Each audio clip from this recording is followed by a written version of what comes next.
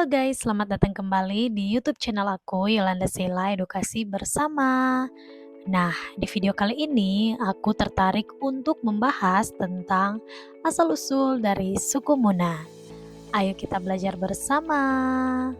Orang Muna adalah masyarakat suku bangsa Muna yang mendiami seluruh pulau Muna dan pulau-pulau kecil di sekitarnya, serta sebagian besar pulau Buton, khususnya bagian utara, utara timur laut, selatan, dan barat daya Pulau Buton, Pulau Siompu, Pulau Kadatua, dan Kepulauan Talaga yang merupakan wilayah administrasi Kabupaten Buton Selatan dan Buton Tengah, Sulawesi Tenggara.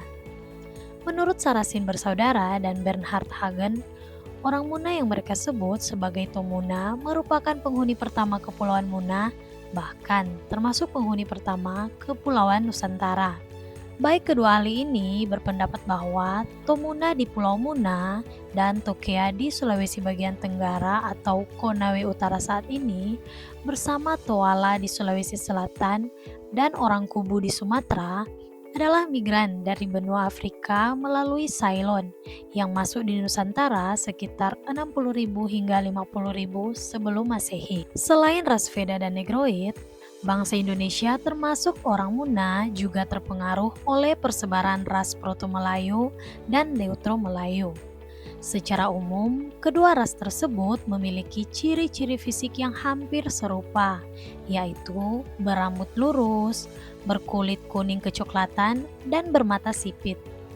Berdasarkan teori-teori migrasi manusia penghuni Kepulauan Nusantara tersebut, maka dapat dikatakan bahwa asal-usul orang Muna menjadi penghuni Pulau Muna dan pulau-pulau lainnya sejak zaman purbakala berasal dari Afrika atau ras Wedoid dan dari daratan Asia yaitu ras Austronesia dan Melanesia. Sisa-sisa peradaban nenek moyang orang Muna masih dapat dilihat pada relief purba di Gua Liang Kobori dan Gua Metanduno. Menurut beberapa penelitian, relief tersebut telah berusia lebih dari 25.000 tahun. Relief yang ada di Gua Liang Kobori dan Metanduno tersebut secara jelas menceritakan aktivitas orang Muna saat itu. Bukti dominasi ras Austronesia dalam gen orang Muna dapat dilihat dari bentuk fisiknya yang 90% memiliki kesamaan dengan ras Austronesia yang tersebar di seluruh dunia seperti di Maluku, Kepulauan Vanuatu Papua Nugini, dan Kepulauan Madagaskar. Demikian juga dari segi bahasa, di mana masyarakat di wilayah-wilayah tersebut menggunakan bahasa yang masih serumpun dengan bahasa Austronesia. Dari relief yang ada di dinding goa yang berada di kompleks Gua Liang Kobori, tergambar bahwa walau orang Muna masih menempati goa sebagai tempat tinggal mereka, tetapi mereka telah memiliki peradaban dan kebudayaan yang cukup tinggi. Orang Muna saat itu, seperti yang telah diceritakan, telah menggunakan alat-alat pertanian dalam mencocok tanam. Pengetahuan mereka di bidang astronomi juga mulai mengalami perkembangan. Hal ini dapat dilihat dari gambar matahari, bintang, dan bulan. Pengetahuan orang Muna di bidang astronomi tersebut masih terus dilestarikan.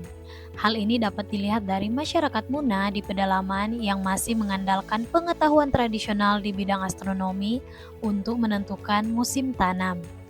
Masih dalam hal ilmu perbintangan dan benda-benda langit lainnya, orang Muna penghuni goa-goa juga sudah mengembangkan ilmu yang berkaitan dengan pergerakan benda-benda langit seperti matahari, bintang, dan bulan. Pada zaman dahulu, apabila nenek moyang orang Muna ingin melakukan suatu aktivitas penting seperti berburu, berperang, atau menikah, selalu berpedoman pada pergerakan benda-benda langit.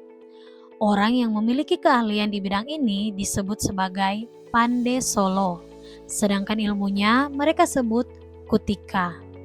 Orang Muna sangat percaya bahwa setiap pergerakan benda-benda langit sangat berpengaruh terhadap kelangsungan hidup manusia ke depannya. Bila orang tidak memperhatikan hal itu dalam memulai aktivitas penting, maka besar kemungkinan aktivitas itu tidak membuahkan manfaat, bahkan bisa mendatangkan bencana bagi yang melakukannya. Orang Muna yang menghuni Pulau Muna sejak 60.000 sampai 50.000 tahun yang lalu, populasinya semakin besar. Pertambahan populasi tersebut berimplikasi pada semakin besarnya kebutuhan makanan dan persaingan untuk mendapatkan sumber-sumber makanan tersebut.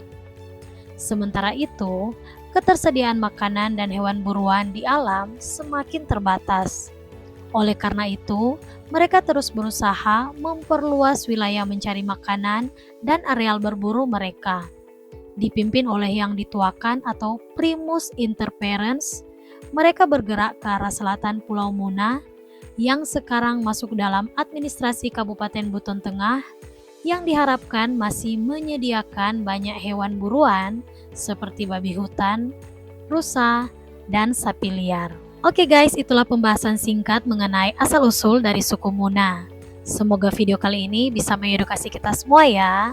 Mohon maaf jika terdapat kesalahan maupun kekeliruan dalam penyampaian informasi ini. Silakan teman-teman kirimkan kritik maupun saran melalui kolom komentar.